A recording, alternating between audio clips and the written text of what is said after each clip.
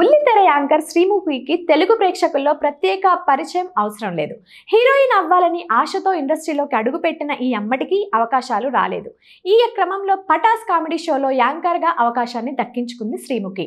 ఈ షోలో తన యాంకరింగ్, కామెడీ టైమింగ్తో ప్రేక్షకులను విపరీతంగా ఆకట్టుకుంది.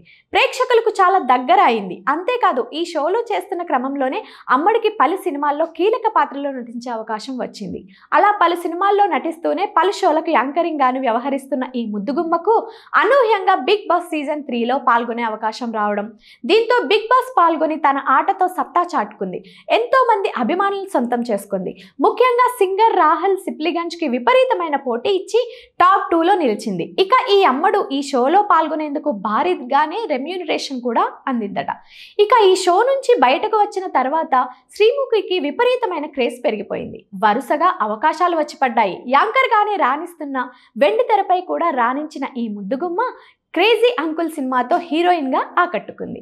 అయితే తర్వాత హీరోయిన్ గా అవకాశాల కోసం ప్రయత్నాలు చేసినా సక్సెస్ కాలేకపోయింది. ఈ క్రమంలోనే యాంకరింగ్ చేస్తూ కీలక పాత్రల్లో నటిస్తున్న శ్రీముఖి యూట్యూబ్ ఛానల్ కూడా పెట్టి భారీగానే సంపాదిస్తోంది. ఎంతో ముద్దుగా బొద్దుగా చురుగ్గా ఉండే ఈ ముద్దుగుమ్మకు ఫాలోవర్స్ కూడా గట్టిగానే ఉన్నారు.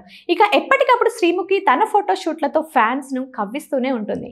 ఈ క్రమంలో తాజాగా శ్రీముఖికి సంబంధించిన ఓ న్యూస్ తెగ వైరల్ గా మారుతుంది.